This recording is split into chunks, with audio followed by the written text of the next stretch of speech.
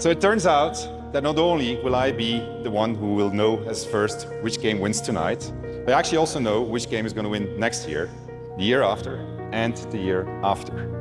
Now, how do I know this? Well, an oracle told me. She said, change is coming. The oracle told me that the game of the year 2025 was going to be made by a studio who found the formula to make it up here on stage. It's stupidly simple, but somehow it keeps on getting lost. Studio made their game because they wanted to make a game that they wanted to play themselves. They created it because it hadn't been created before.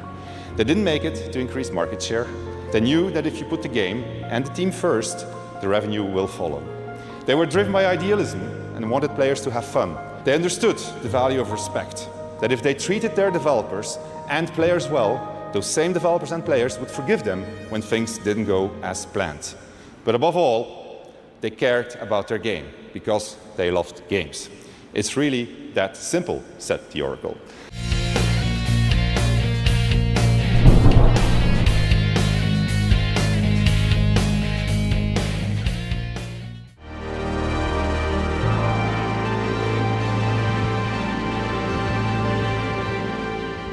What's up guys, Madison here. Today I want to talk a little on Clair Obscur Expedition 33 and the important impact created by this game's success.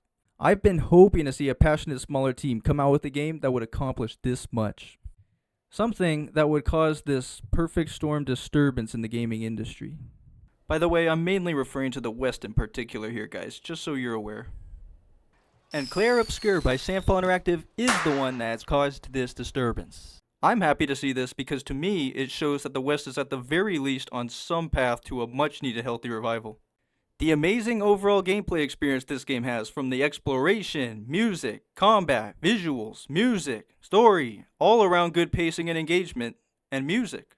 Plus you got these outside the game positives like the simple formation of the game's team, the massive backing and positive word of mouth by gamers, and the crazy comparisons from this game to higher budget games. It got itself a record-breaking Metacritic score and is without a doubt the top contender for Game of the Year. It is not something that the AAA publishers and studios are going to be able to ignore.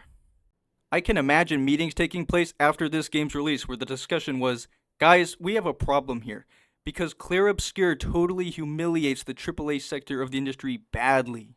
And all that really happened was a game got created that closely followed what my man Sven over here was describing at the 2024 Game Awards. A simple blueprint for what would make major hits for future games. This game showed on full display the possibilities of success without massive teams, overbloated budgets, dealing with big studio bureaucracy, which by the way, this game wouldn't even exist right now if that route was taken. Honestly, thank God the director of Sandfall chose to ditch that effort and made this game happen by his own means. More of this determination and risk-taking, please. Get out of my way! Jeez, parino. And then there's the cherry on top, guys. This game costs you $50 at a time where games are being set to cost you around $80. All while these soon-to-be $80 games are going to continue a focus on profit maximization. Gay! The games are just going to become more stale and soulless over time. It already feels like AAA games are being shot out of an assembly line for consumption now. This cannot be allowed to continue. Why would I even buy these games if I can get way more bang for my buck with games like Clair Obscur and for much less too? If you expect me to continue paying that much for these assembly line games, then fine. But I'm likely going to have my mind made up already.